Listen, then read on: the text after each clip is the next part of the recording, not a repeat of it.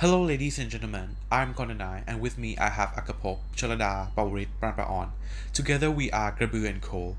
Today we're going to present about JetBlue, an airline company, and its IPO decisions. JetBlue has secured a small fleet of Airbus A320, and by late summer of 2000, JetBlue added 6 more routes to its operations. JetBlue managed to remain profitable and aggressively growing despite the fact that the whole industry had to face the challenge after the 9/11 attack. Now let's talk about goals, strategies, and objectives of JetBlue. JetBlue's strategies was based on the goal of fixing everything that is undesirable about airline travel. Firstly, unique flying experience, which include new aircrafts, low fares, leather seats, free live TV for every passengers, pre-assigned seats, and quality services. JetBlue also focused on point-to-point services to large metropolitan areas with high average fare or highly traveled markets that are underserved. And lastly, JetBlue leveraged on advanced technology. With these strategies and goals, its ultimate objective is to seek to be identified as a safe, reliable, low-fare airline that was highly focused on customer service and providing an enjoyable flying experience. We can see that JetBlue is growing, and to support JetBlue's growth trajectory and offset portfolio losses by its venture capital investors, management was ready to raise funds through IPO. However, before going further, let's take a step back and take a look at what IPO is and how it helps JetBlue. IPO, or initial public offering, is the process of offering shares of a private corporation to the public in a new stock issuance. It allows the company to raise capital from the public investors, and the issuer is not obliged to repay the capital to the public investors. Now let's take a look at the pros and cons of IPO. For the pros, it allows the firm to raise huge amount of funds from public very easily and quickly. Being listed on a major stock exchange increases the company's standing and brand awareness considerably. It also allows the firm to raise additional funds through secondary offering in the future because it already has access to the public markets. It also gives the company lower cost of capital. As for the cons, IPO can be very costly to the firm, and the existing private investors are now exposed to the dilution effect. Going into the market, the firm is required to disclose information which could be highly valuable to the competitors, and this could show the weakness of the company to the public. And also, the firm have to face intense scrutiny from the regulators such as SEC. So the key question here is, the management had calculated the price for shares to be issued. However, the price might not be appropriate according to the demand for JetBlue shares. Let's take a look at the given forecast, whether it is reasonable from Exhibit 12. As you can see from the table here, we see that the expected inflation of revenue per plane, operating margin, and expected inflation of capital expenditure per new planes are not reasonable. As for expected inflation of revenue per plane, the inflation rate of 16% in year 2002 and 4% from year 2003 to 2010 are too aggressive, and it exceeds the GDP of the United States in the past. An operating margin, an increase in margin of over 80% in 2 years period might be an overestimation as comparing to its peer in the same industry. Lastly, expected inflation of capital expenditure per new planes, 5% inflation rate seems to be too high comparing to historical inflation rate. For the correction of the forecast, we changed the expected inflation rate for both revenue per plane and capital expenditure per new planes to 2%. And for operating margin, we changed for the year 2002 and 2003 to 10.5% and 13.125%, respectively, which is 25% growth year by year. And from year 2004 until 2010, we used the constant rate at 15.2%. For the valuation methods, we use discounted cash flow model and multiples model. Discounted cash flow model is used to estimate the value of an investment based on its future cash flows. And multiple model is a valuation theory based on the idea that similar assets sell at similar prices. And next, my friend will talk about the calculation for the discounted cash flow model. For the DCF, as my friend has mentioned that we need to have both forecast cash flow and the discount rate. So now we will choose the appropriate cash flow for DCF. There are FCFF, which is the free cash flow to the firm, and FCFE, which is the free cash flow to equity. FCFF is the cash flow that available to all investors of the firm, both creditor and shareholders. Therefore, this cash flow is used to calculate the enterprise value, and the risk of this cash flow should be WACC. For FCFE, it is the free cash flow available to only shareholders, so it used to calculate the equity value, and the risk of the cash flow should be cost of equity. Since we don't know the repayment schedule of JetBlue, we cannot use FCFE method.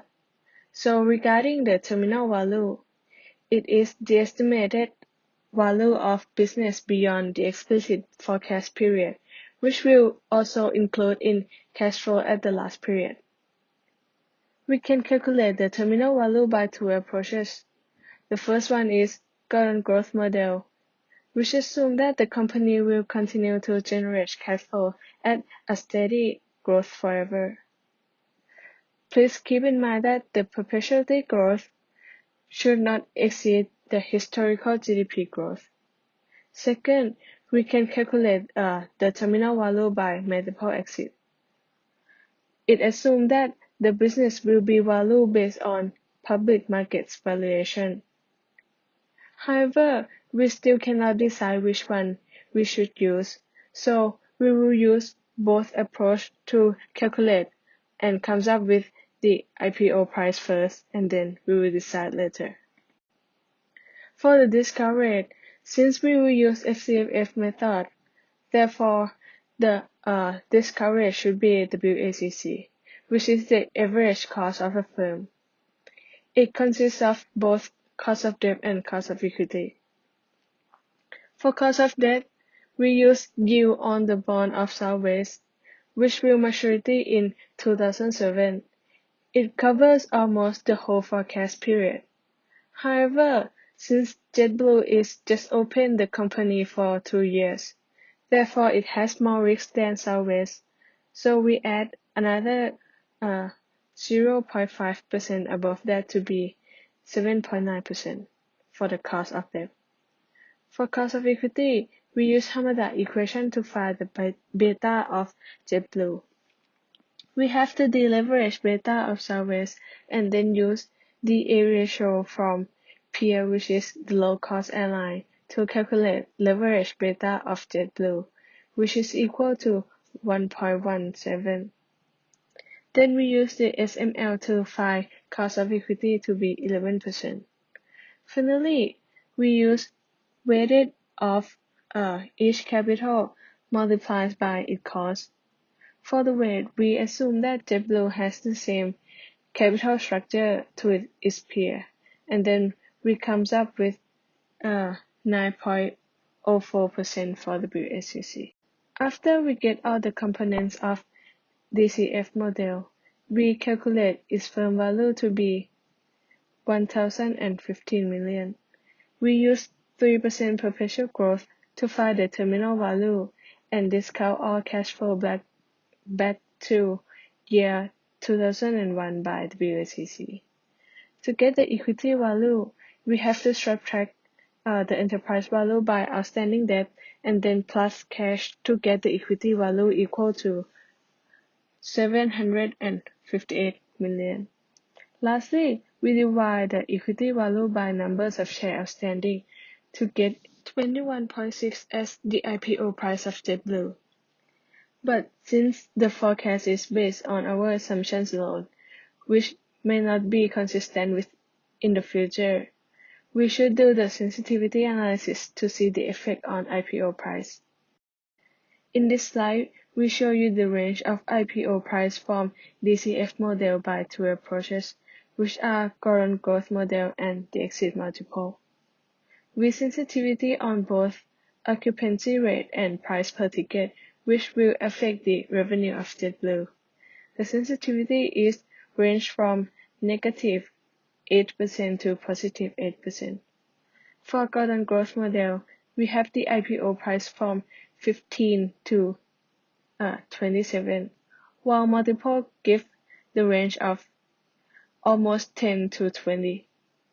You can see that the price from Golden Growth is more reasonable compared with the management expectation of JetBlue.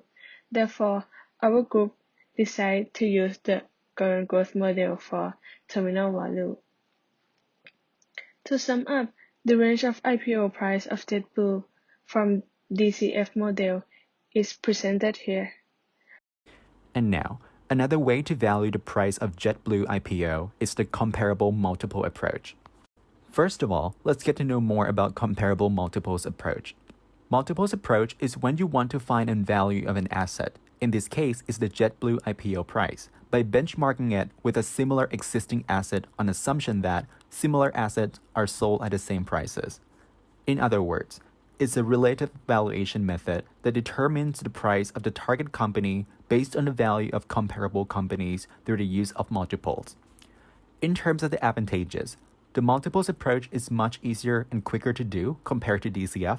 Also, the approach requires much less data input compared to DCF model, and the peer information are already available for the publicly traded companies.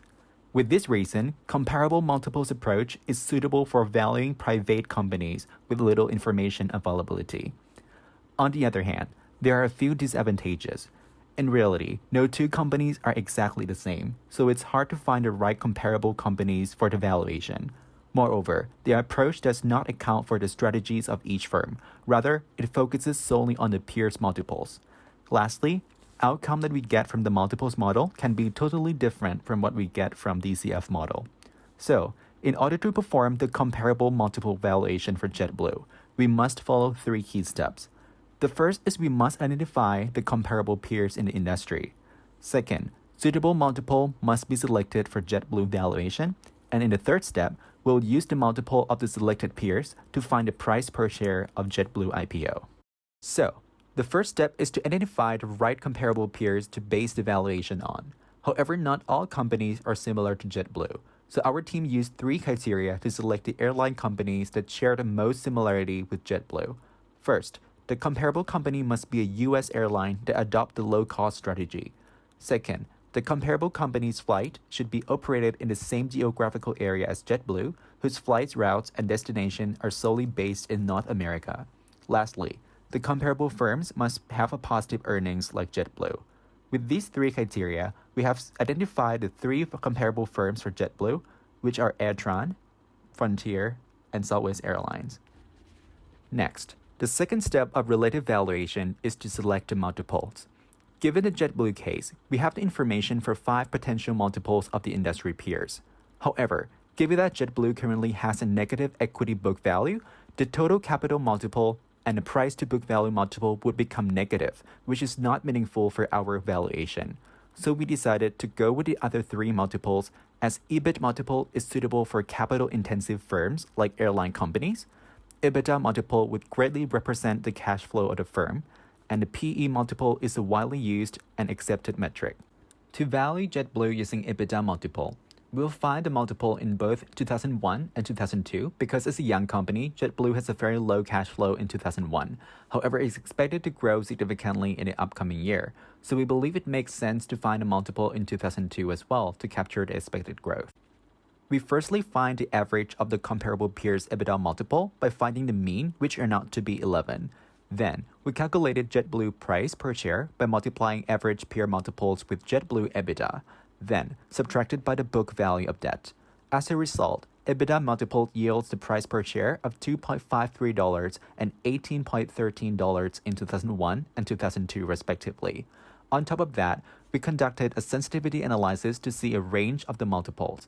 On the y-axis, we account for the change of JetBlue earnings, while on the x-axis, we account for the sensitivity of the average peer multiple at 3%, 6%, and 9% accordingly. With that, the price per share potentially ranged between $26.24 as maximum to $13.45. Likewise, for EBIT multiple, We repeat the similar process. The calculation yield a price per share of $0.43 in 2001 and $27.3 in 2002. When we run the sensitivity analysis, JetBlue price per share can range between $42.46 and $21.04 by using EBIT multiple. For the last factor, which is price to equity multiple, we have identified the price based on the formulas of price equal to PE multiple multiplied by earning of JetBlue. In this calculation, we use the dilute earning per share from Exhibit 3 as the earning per share of JetBlue to calculate the price, which in year 2001 and 2, the price are 28.84 and 35.83 consequently. Moving on to the sensitivity analysis from both years. On the x-axis, we're going to use PE multiple, and for y-axis, we're going to use earning of JetBlue. Therefore, in year 2001, the high cap price is 37.41 with a lower cap of 23.88. In the year 2002, the high cap is 42.57 with a low cap of 29.67. And to summarize what we have done in the past of multiple valuation, here is a summary table price in each multiple approaches, that composed of the range of price and the base price in each calculations. However, you can see that from EBITDA and EBIT approach, we only take the year 2002 into account, since the fact that the company growth rate in the first year is considered to be too high, and within only 1 year it can create a significant change in the price calculation. According to this fact, the price calculated in the year 2001 is considered to be outlier in the calculation, so it provides more sense for us to use only numbers in 2002. And here come to the final part that we're going to utilize all of the valuation methods and create a conclusion for JetBlue IPO price. Specific for this case, we're going to use the football field analysis to generate the initial price range for first analysis, which you can see from the graph that if we aim to draw two red lines that are expected to pass through the different bar graph as much as possible, we will end up with these two lines. That for the first one, the line is drawn at the price of 26.24, and for the second one is 23.88 US dollar.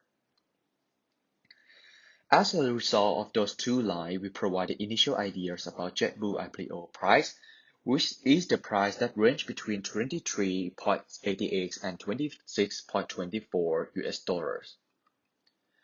Here's come to the last part of our presentation, which we're going to finalize the IPO price of JetBlue by using both qualitative and quantitative analysis. So now please allow me to guide you through the quantitative analysis, which you can see on the slide that the first red line represents the range of price that's set by JetBlue, and for the black one is the price range that's crafted by our team valuation, which provide a range between 22 to 26 and 23.88 to 26.24 consequently. At this point, we should give our focus on the intersection area that both red and black line located, which as a result we will receive the new smaller price range for JetBlue IPO price that should be around 25 to 26 US dollars. And that is a part of quantitative analysis. So now let's move on to the qualitative part. We're going to focus mainly on comparison among DCF with multiples and multiples with management view. By first, in comparison between DCF and multiple, normally when investment banking do the pricings of IPO, they tend to give more weight on multiple approach rather than DCF, since the fact that it reflects the real market perceptions, and also DCF is based mainly on assumption of assumption. So when we move back to the football field analysis, the range of price indicated by two red lines are considered to be lower than base price of 3 out of 4 multiples. So by combining this assumption together, it indicates underlying abilities for the price that can be exceeds 26.24 US dollar per share. Following our first comparison, since the management of JetBlue mentioned that even put the price at 26 US dollar per share, they still face a blowout in demand. As a result, from all evaluations, it can be implied that even the company set the price at 26 US dollars, that still have the demand of the stock in the market. So the question now is that, What should be the right price exceeding $26 that JetBlue should set? So in this case, the most reasonable price for JetBlue IPO should be $26.24 per share in order to maximize the capital gain for the IPO fundraising, since it is the maximum reasonable price that the companies can gain according to the financial valuation analyzed by JetBlue & Co. Thank you for your kind of attention, and now we are glad to answer all of the questions that you guys may have.